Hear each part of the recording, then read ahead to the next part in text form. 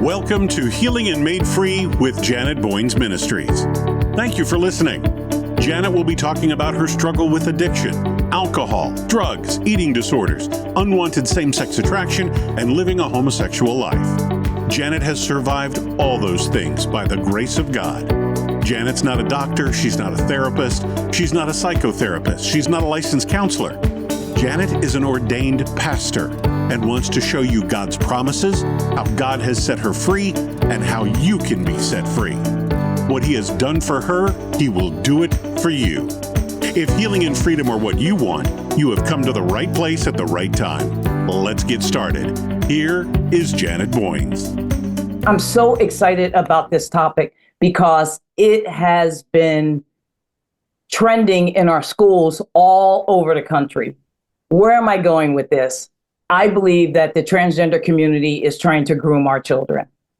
And this issue is starting to impact our schools and our children's and families all over the world. Just think about this. In California, they introduced a new bill called the 1955 bill. Teachers do not have to notify parents if their child identifies as transgender, if they want to change their name or their pronouns, or even if they request to access a restroom that doesn't align with their sex. They can go into any room or any sports geared towards the opposite sex.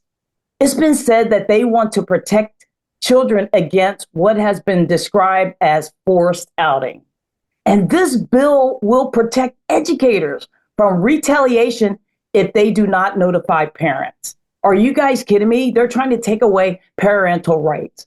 Well, then think about this. In Minnesota, where Governor Walsh is the governor there, they passed a bill a few years ago called HF 146 bill. This bill grants legal protection to people who want to travel to Minnesota for gender affirming care. They call it the Trans Refuge Bill. You know what I call it? I call it the kidnapping bill. So they want to protect our children from danger against their own parents. So they will do that even if the parents don't support their ideology. Well, I have a mom on, Erin Lee, who is not having it. And Erin, thank you for being on Healing and Made Free with Janet Boynes. Welcome to my show. Yeah, thank you for having me. Erin, this is a topic that parents are just like cringing because they don't know what their children are dealing with. They can go to counselors and counselors don't have to report back to parents, but you have a story. Let's start off with a little bit about you. You have a family, you have children. Let's start off there. Yeah, so 2021 is where my venture into this arena began. I mean, I was kind of a sleepwalking mom and a lazy Christian, and I was blindly sending my kids to school, to public school, trusting that the teachers were acting in their best interests, that they were, in loco parentis, in place of the parents while my kids were in their care. And it was a regular Tuesday in May of 2021. I sent my 12-year-old daughter off to sixth grade, and she was invited by her art teacher to stay after school for an art club in the art room. When she got there, it was actually a secret gender and sexuality awareness club, or what they call GSA. And she had invited in outside predators, including a woman who runs an organization called Skittles for kids 2 to 10 to talk about gender and sex outside the purview of their parents, and a self-proclaimed genderqueer shape-shifting blood witch, a young woman. They invited these predators into the classroom. They told my daughter, if you're not completely comfortable in your body or your biological sex, that means you're transgender. They asked her who she's sexually attracted to when she didn't know. They said that means you're queer. And then they gave her toys that correspond with these new labels. They talked about polyamory, which I had to Google as a 36-year-old woman at the time. They talked about suicide, telling the kids that these labels make them more likely to kill themselves. They encouraged my daughter to pursue puberty blockers to stop that pubescent discomfort she was feeling. They repeatedly said parents aren't safe. In fact, the rule of this club was what you hear in here, keep in here. And as my daughter left the room, her art teacher even pulled her aside and said, remember, you don't have to tell your parents about this. And we're so lucky that she came home and told us what happened. She did it in a way that she was excited to tell us she was transgender. She showed us that flag she'd been given. It's like in 90 minutes, they had captured my vulnerable little girl. And it led to a dark, scary year for our family to pull her out of that ideology. I mean, it's a cult. It's a religious cult, and they indoctrinated her into this ideology. They took advantage of her vulnerability. It's the height of COVID, and we were new to town. We had a new baby at home. She's a shy, quirky kid, and they just completely took advantage of her. And it was the hardest year of our life getting her out of that mindset. So, Erin, you mentioned earlier that, you are a Christian, but you weren't a strong Christian at the time. You already responded and answered that question. I was going to ask you that next. But what did you do, and what did you and your husband, what steps did you take to assist your daughter in unbrainwashing her? Because that's what they did. They took her and they brainwashed her right there in school. Right. Well, I was raised lazy Methodist. So I had religion, but I didn't have relationship. I didn't understand that need for connection with God. And my husband was raised in a scorned Catholic home where they were anti-religion, not just atheist, but religion will harm you.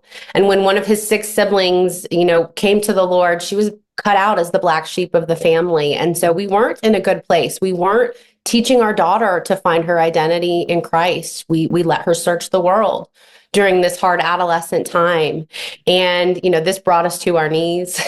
And in that time, we ended up just totally surrendering to Jesus, and he redeemed and restored us. But in that dark year, we, of course, took her to therapy because we were not equipped to handle this issue. We didn't even know what that flag meant when she brought it home. And we learned the hard way that in Colorado, where we live, licensed therapists are obligated to only affirm. They passed an anti-conversion therapy bill, 1129, in 2019, which required therapists to affirm the confusion. They could not question it. And so the first therapist made her tremendously worse, pushed her into that mindset. The second therapist was faith-based, but for fear of losing her license, she just wouldn't touch the issue. She talked about, sleep patterns and friend groups, and she never touched the transgender issue. And she was a Christian counselor, correct? Strong Christian counselor, but she knew she was beholden to this law. And so, it made her worse. And in December of 2021, that was 6 months after the art club, our daughter left us a suicide note because she had been just fallen so far into the darkness and confusion that comes with trying to be the opposite sex, which is an impossible pursuit. Mm-hmm. And we as parents weren't doing the things we should have been doing to help her. And so we took her to her pediatrician, who had us leave the room for her mental health assessment, because another law was passed in 2019, 1120, which makes 12-year-olds the steward of their own health care. So no parent knowledge or consent needed to prescribe a 12-year-old. And my daughter was taught this in art club and how to seek doctors without telling us. And so she was prescribed Zoloft behind our back, an intense psychotropic drug. I will say, right when this happened, we pulled her out of the public school. We said, no way, we're not sending her back. We were so hurt and violated. And in doing that, 3 days later, they involved Child Protective Services against our family. They sent a mandated reporter to our home. Thank God he was a good Christian man. He did not remove our daughter, but we came that close to losing our daughter for not going along with her confusion. We never affirmed. We never called her the boy name. We never used the boy pronouns. We took away the internet. I had to take her cell phone and say, I should have never given you this. I should have never put the power of the internet in the palm of your hand. That's my fault. Yeah. And I take responsibility. And we cut off friendships. Mm-hmm. We, got her outside more. My husband started doing daddy-daughter dates just to spend quality time with her. And these things didn't work immediately. It wasn't until about 9 months after. It was a process of never going along with it and cutting off the bad influence and seeking external help. And it, like I said, it really was when we came to the Lord and said, okay, God, we give up, we surrender. No earthly thing is working. And he had a very direct conversation with her. He found a laptop under her bed that had come from the public school that we never returned. And she was having communications online. My parents don't understand. I'm actually a boy named Toby. And he just sat her down and said, is this really how you feel? Do you think you're a boy? Do you want to shave your head? Do you want me to throw away all your clothes? Is this the life you want to live? And she was relieved. It was like, no. And she started weeping, like, I don't want to do this anymore. I'm not trans. It was like she wanted that off ramp. And the Lord led us to just finally be bold and have that conversation and let her get out of this cult mindset. And about a year after we finally felt comfortable, she's a girl again. We're in the clear. Parents, I'm talking with Erin Lee, who had this terrible experience with the school district. Erin, what I tell parents when I'm out there speaking, as you well know, I lived as a lesbian for 14 years. Now I've been out over 20, written 5 books. And what I say to parents, and I use videos to show them that they have books in the media center, or what they call today, the library, that are teaching our children that it's okay to be trans. It's okay to be a homosexual. It's okay to change your name and not tell your parents. But a lot of these parents, for some reason, will not go to the school and say, how many books do you have on homosexuality? Do you have any, even in a Christian school? Because when you're sending your kid to school and they go into the media center, that's part of school. And they respect teachers very highly, sometimes more so than they do their own parents. And so going through that experience, what would you say right now to parents who have children in the public school? Because a lot of parents are not, it's not that they don't care. The excuse that they use is, I don't have time. Well, make time. What would you say? I am a huge proponent for never putting your kids in the public school. I mean, I've spent the last 3 years digging into why this happened, and I've learned how widespread the issue is. I've talked to thousands of parents in rural Nebraska, in Texas, in Florida. Nowhere is immune. This ideology comes from the top down. It did not get here overnight. Karl Marx said, march through the institutions, media, education, and they did. And they have completely captured the public education system. In fact, I call them government schools. They're not public. They don't serve us. They don't care about us. They serve the government. And I actually learned, with my daughter, they had boys and the girls bunk rooms in the 5th grade overnight trip. I had no idea who are identifying as girls. They were asking pronouns at the beginning of every class. They gave her a reading assignment at 10 years old. Sorry, she was 11 at the time, called George. And it was all about an 8-year-old boy who wants to be a girl. He talks about pornography and cutting off his body parts and wearing girls' underwear and kissing other boys. And I didn't open the book. It came home. It was called George. It looked innocent. Like most parents, I didn't have time. I said, okay, the school assigned this book at 11 years old. Must be okay. And it was absolutely indoctrinating her and grooming her into this ideology so that when someone came in and said, oh, this applies to you, it was already normal to her. Mm-hmm. She already thought, oh, that's totally normal to actually be a boy and be transgender. So, my advice is don't put them in the public school and vet the private schools. I have one in private. I have one in conservative classical charter, and I have one who I homeschool who will never step foot in a school because I don't trust anyone anymore. So open every book. Get in front of the classroom, get in the classroom, ask to see the curriculum before your child sees it. If something's not right, go to your school board and tell them.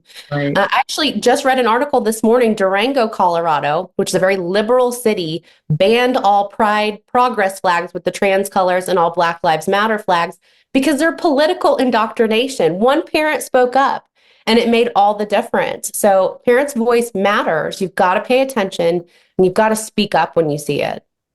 Parents, you just don't realize the power that you have.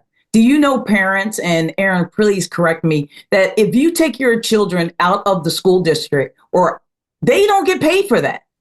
We need to do what a bunch of Muslims did about 5 years ago. They had a curriculum. They're going to start teaching their children about homosexuality. They pulled all 600 or 800 students out and they changed the whole trajectory of the school and what they were going to do. Why aren't we doing that as Christians? That's what's frustrating to me. We can sit here and have this podcast and we can instill parents and equip them the best to our ability. But if you don't put this into corresponding action, parents, I get it. Erin, some parents will say, okay, Erin, yes, you took your children out. You have them in a private school. You have the money for this. I don't have time to homeschool my children. I have to work on a regular basis. What would you say to those parents?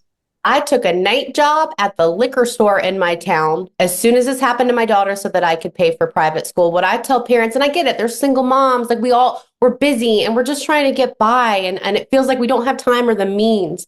But you're either sacrificing for your kids, and it's a sacrifice, or you're sacrificing. Especially work in a liquor store. I know. I'm not proud of that, but it paid for the school. But you did what you had to do. We were not strong Christians at the time that this happened. I was just desperate. I was a desperate mom, and I knew I had to get her out. And this was the only school that she could get into that I felt safe with. And I did what I had to do to pay for it. And I'm not proud of that. I would not go back and do that again. But you sacrifice for your your kids. Better, you do better. That's right.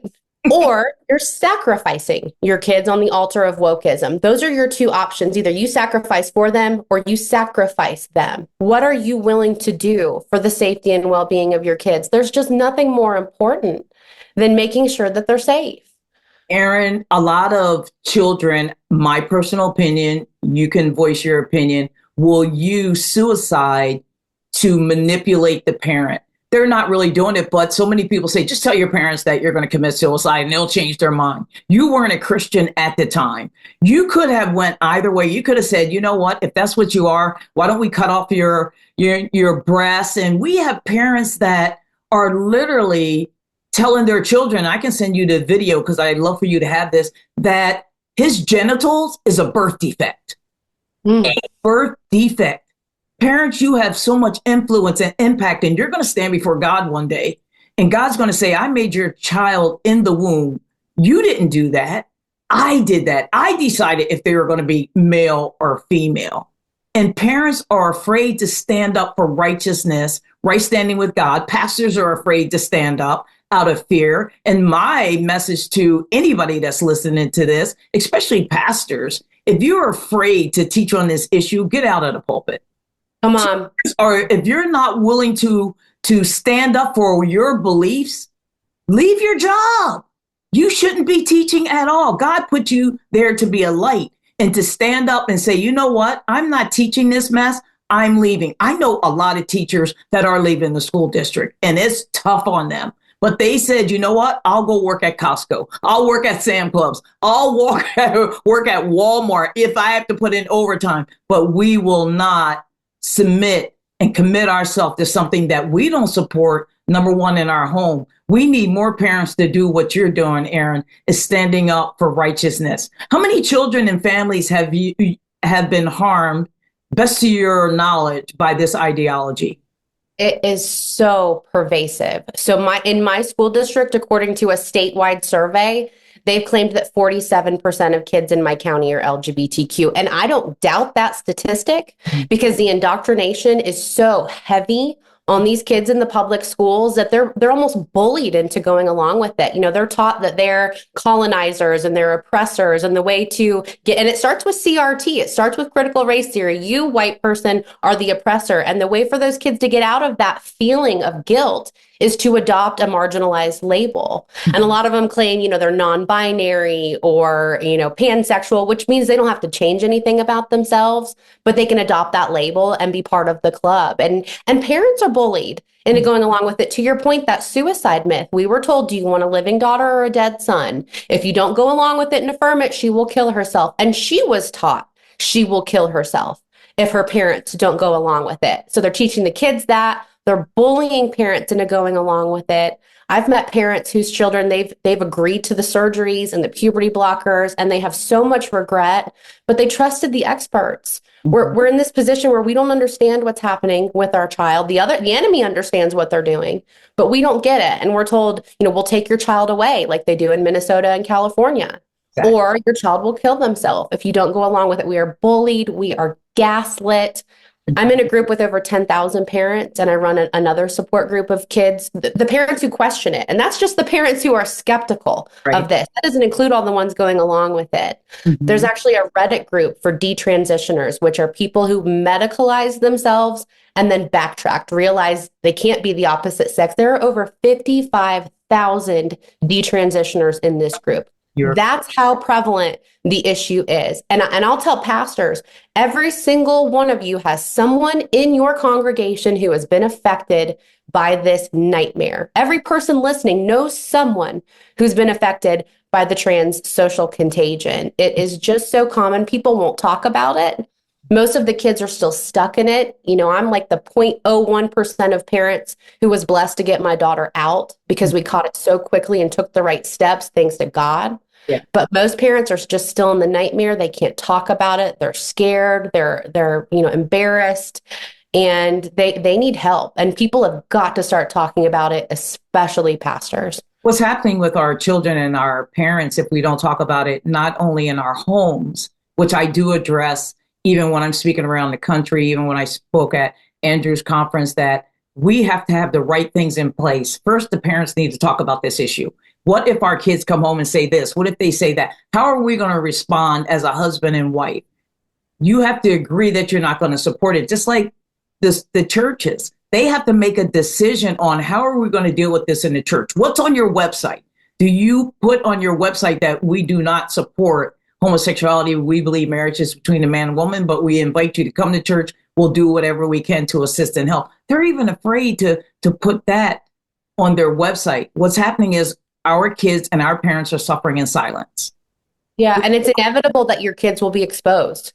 Yes. Like you're not immune because you're a homeschool family in rural Nebraska. It's on cartoons. It's on billboards. It's anytime they get on the internet, the flags are in the store windows. It's a social contagion. It has swept our culture, and you've got to inoculate your kids before this happens. I actually have 4 things I tell parents, really easy. 1, no one should ask you to tell your kids these things early and often, like 2 years old. Start speaking these things into your kid's life. No one should ask you to keep a secret. Safe adults don't do that.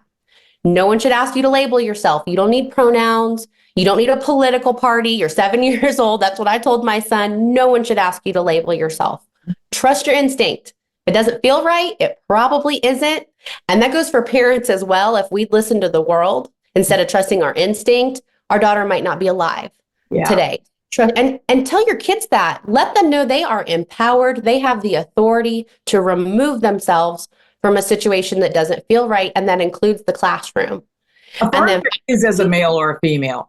Tell them that you're praying for their husband or their wife for the future. Daddy dates. I say that to fathers all the time, and I say that to moms. Take your son out on teach him how to treat his wife when it gets to that point. Teach him how to respect women. So I say that all the time to parents when I'm working with them around the country. The problem that we have here, even when I give conferences, is that, and just like, they had thousands of women come to DC. And this is what people said to me when Exodus International was around, when I spoke at one of their conferences. Okay, so we go to these conferences, we talk to these parents, but then what's next? They just leave me hanging. Where do I go from here? So as you and I are talking, parents hear this, but they're still stuck.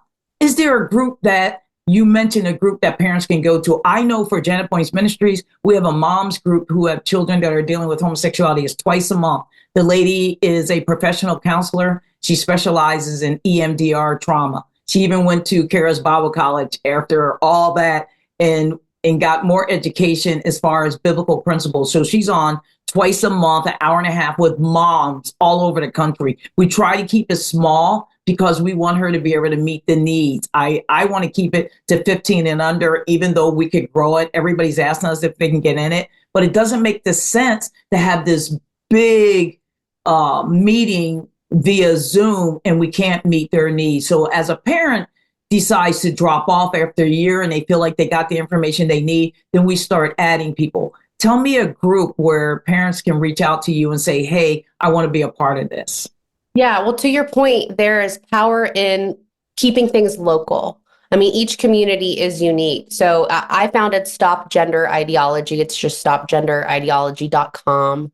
And that's just a resource for parents to understand the issue. There's literature, there's advice on how to inoculate their kids. There's help groups for parents. The big one is Parents of ROGD Kids.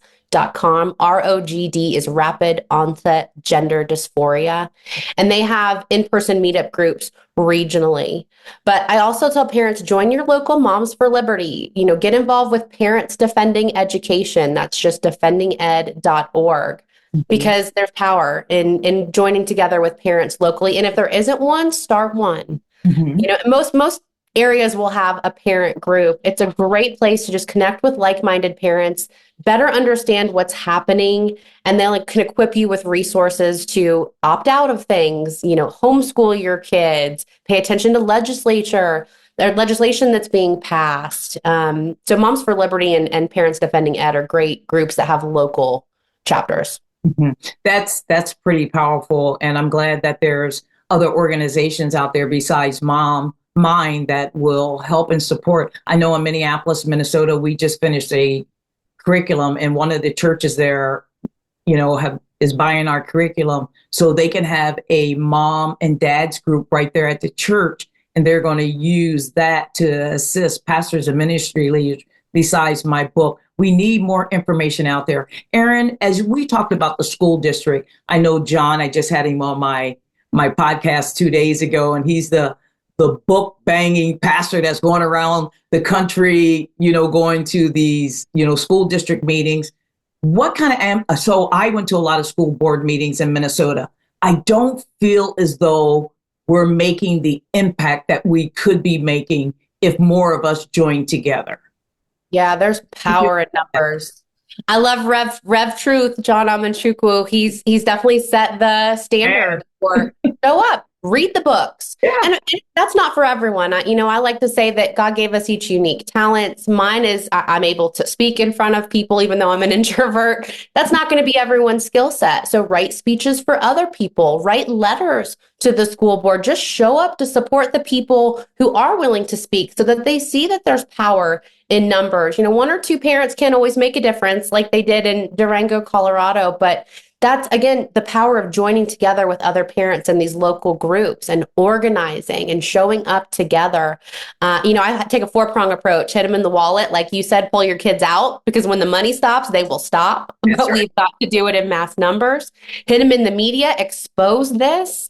The thing my school district has hated the most from me is when I give them bad press, when they do something ridiculous and I send it to Fox News. Expose what they're doing. Hit them with lawfare. Mm-hmm. I'm suing my school district in federal court, and along with another family whose little girl did attempt suicide, who was in that art club with my daughter. She drank bleach and almost died, and we're fighting back with lawfare so that we're creating case law and setting precedent so other parents can follow suit.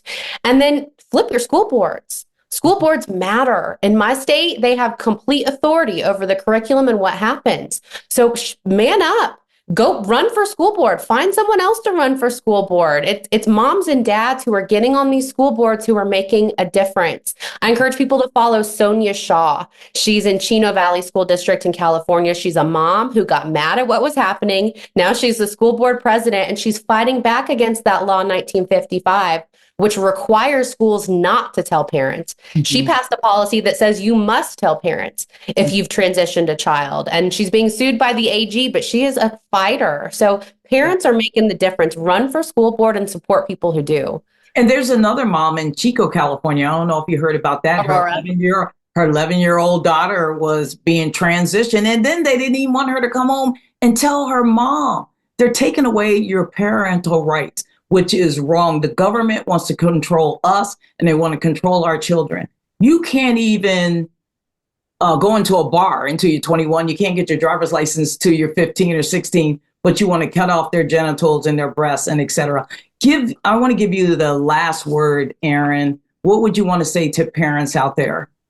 Yeah, just reiterate, be vigilant. I recommend do not put your kids in public schools. Make a sacrifice for their future. It makes all the difference. Pay attention, get together and organize.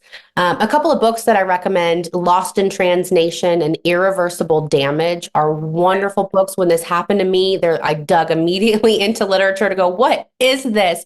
You've got to understand what's happening in order to protect your kids from it. And finally, just talk about it. it's wild that, I'm on a platform talking about it when there's hundreds of thousands of parents like me. We've got to destigmatize this issue. We have got to, or destigmatize, sorry, we've got to normalize conversation about what's happening so that more parents can understand and protect their kids.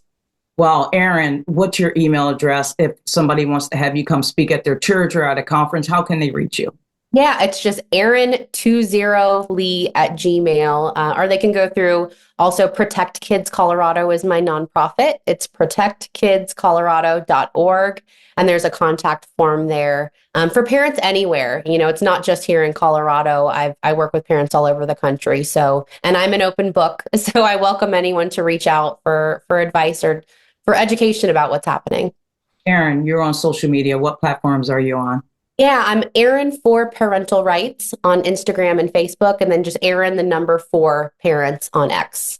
Well, it'd be great to get you on TikTok because I think you will make a big impact on TikTok. So I encourage you to get to TikTok. Those of you that are listening, I'm talking with Erin Lee. She had a daughter who the school tried to transition. If you're a mom, if you're a pastor or leader that is listening to this, pass this on to somebody that you know is dealing with this. Reach out to me. If you can't reach me, reach Erin. But one way or another, we will get you the information that you need. Erin, you're blessed. And artclubmovie.com. I forgot I made a movie about this. It's free. It's on YouTube and Rumble. It's just artclubmovie.com, where we have David Barton and Mike Fair.